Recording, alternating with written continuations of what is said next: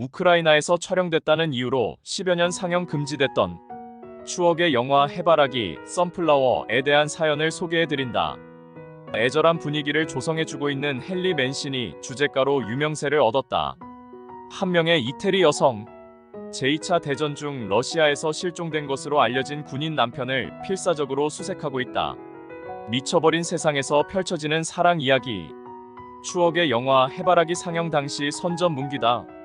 로마에서 1970년 3월 13일 개봉, 촬영지가 됐던 구소련에서는 1970년 5월 25일 공개, 미국에서는 1970년 9월 24일, 일본 9월 30일, 국내 개봉은 12년이 지난 1982년 11월 14일, 1980년화 1990년대 사이. 국내 극장가에서는 공산국가 제작 영화 전쟁을 반대하는 메시지를 담은 영화, 대통령 암살, 노동자 시위, 과도한 성적 표현을 담은 영화들은 국내 수입이 금지됐다. 해바라기는 당시 적성국가였던 구소련, 정확한 장소는 우크라이나를 배경으로 했다는 것 때문에 뒤늦게 공개된 것이다. 갓 결혼한 신부 지오바나 소피아 로렌, 구소련 전선으로 파병된 남편 안토니오 마르첼로 마스트로얀니는 사망했다는 통고서를 받는다. 무심한 10년의 세월이 흐른다. 지오바나는 남편이 살아있다는 것을 확신하고 남편 사진과 지도 한 장을 갖고 머나 먼 우크라이나를 찾아 나선다. 드넓은 가을 평원에는 진노란 해바라기가 끝없이 자라고 있다. 태양을 따라 움직인다는 해바라기는 정절 수뇌보를 상징하는 식물, 지오바나의 일편단심을 드러내주는 상징이 되고 있다. 우여곡절 끝에 남편이 생존해 있다는 산골 마을을 찾은 지오바나. 들녘에 빨래가 널려있는 곳을 숨바꼭질하는 어린 소녀를 발견한다. 그런데 소녀의 외모가 남편을 쏙 빼닮은 것이 아닌가? 현지에서 부상당한 남편은 극진히 간호해준 현지 여성과 살림을 차려 딸을 낳고 살고 있는 것. 틈만 나면 외간 여성에서 눈길을 돌리는 수컷의 본능. 눈물을 쏟으며 해바라기 밭을 다시 거슬러 오른다. 이태리로 돌아와 그녀도 재혼한다. 그때 남편이 다시 찾아와 재결합을 요구한다. 아내는 이제는 화합할 수 없는 상황이라고 설득하면서 우크라이나로 떠날 남편을 위해 넥타이를 메어준다. 철도역.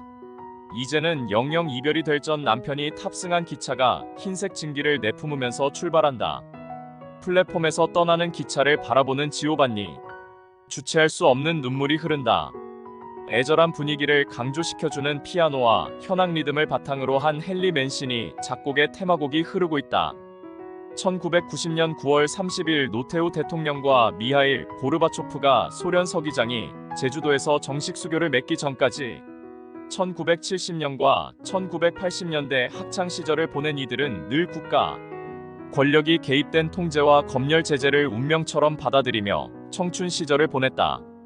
도서관에서 타임 뉴스위크 등 외국 간행물을 열람할 때면 검열, 금지를 상징하는 검은 매직으로 칠해져 있는 사진이나 기사를 수시로 목격하고는 했다.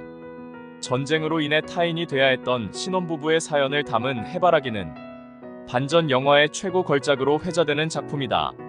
억압된 시절을 겪고 관람했기에 잔상이 오래 기억되는 영화당. 라스트 열차 이별 장면, 오프닝과 라스트 장면에서 끝없이 펼쳐져 있는 해바라기 밭을 보여주면서 들려오는 해바라기 주제가.